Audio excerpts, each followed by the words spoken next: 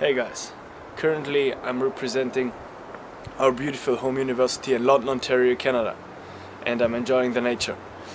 Nonetheless, I would like to share the 6 key principles of motivation with you, because this is a human resource management seminar, and most likely all of us or a lot of us at some point will work as a supervisor or manager, and it is critical to understand that the manager and supervisor can be the most motivational or demotivational part in workspace. So it is true that the behavior of the supervisor or manager influences the employee's motivation and performance. So here we go with the first principle. So the first principle is understanding motivation. Motivation comes from within an employee. So a manager should not think of motivation as a problem to be solved, but rather that an employee needs to be understood. On top of that, the supervisor role is to create the environment for employees' motivation to occur.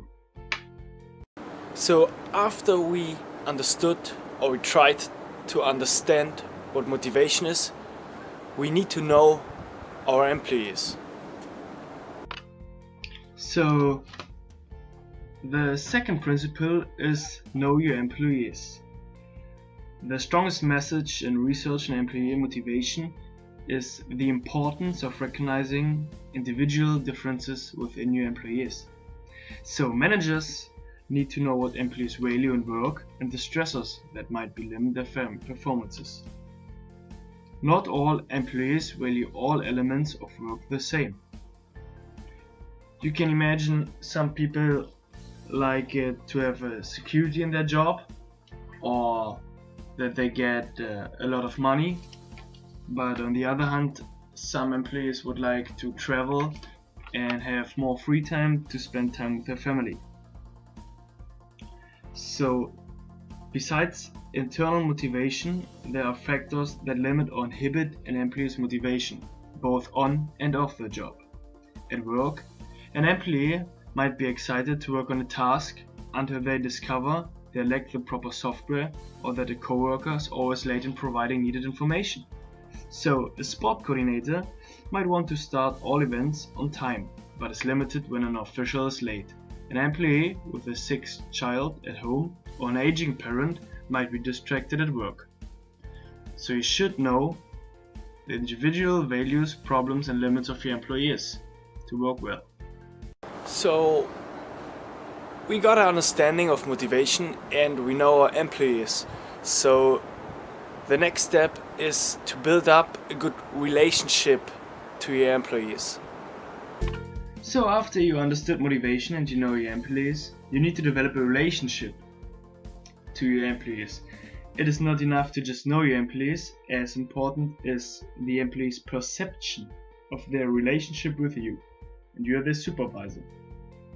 This is not to say that you must like all employees equally, but you do not want an employee to sense your dislike.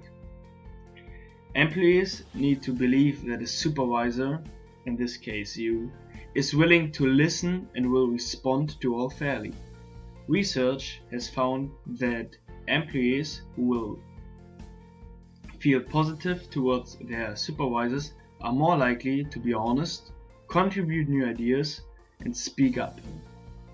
Motivation, employees, relationship.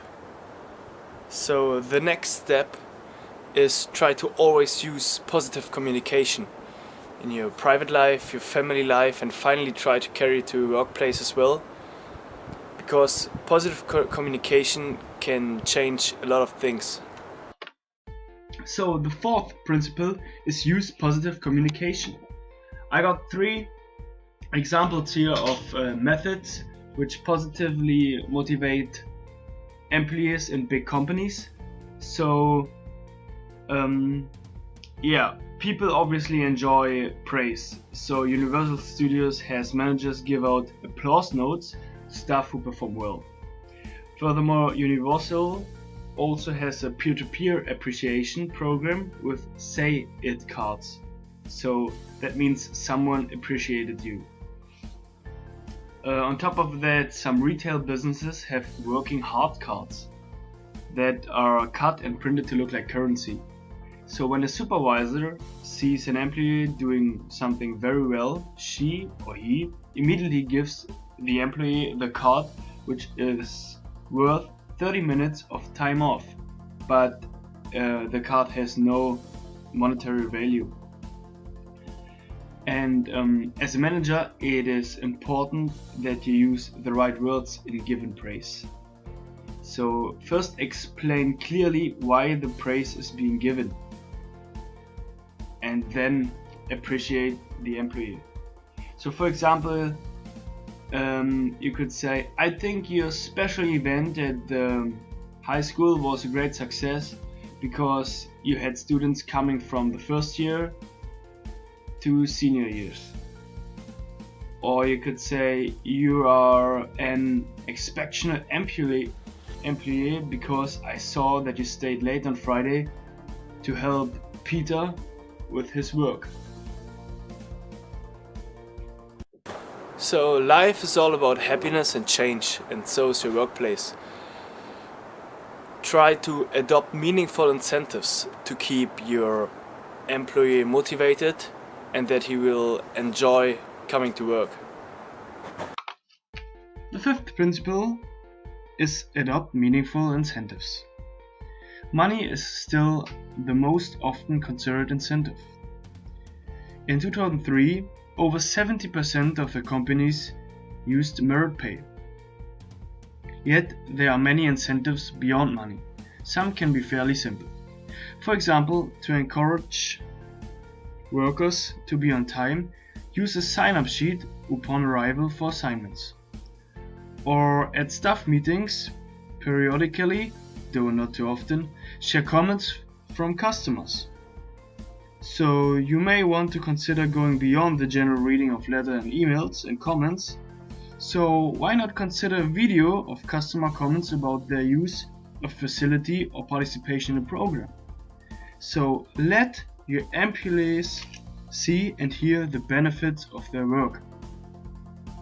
There are many other low-cost incentives, like for example a flexible schedule, customer choice awards, singing telegrams of praise, a parking space, recognition on the agency website, like maybe a tree planted in their honor, some nice pictures in their office, movie passes, take-out meal gift cards, ice cream breaks, car washes by supervisors, time off to volunteers. So you got a lot of possibilities to use incentives to motivate your employees. Finally, after we took all those points in consideration, always keep in mind that you should accept limitations. So the sixth principle is accepting limitations. An employee's performance is a function of both motivation and ability. And an employee may be motivated but lack ability.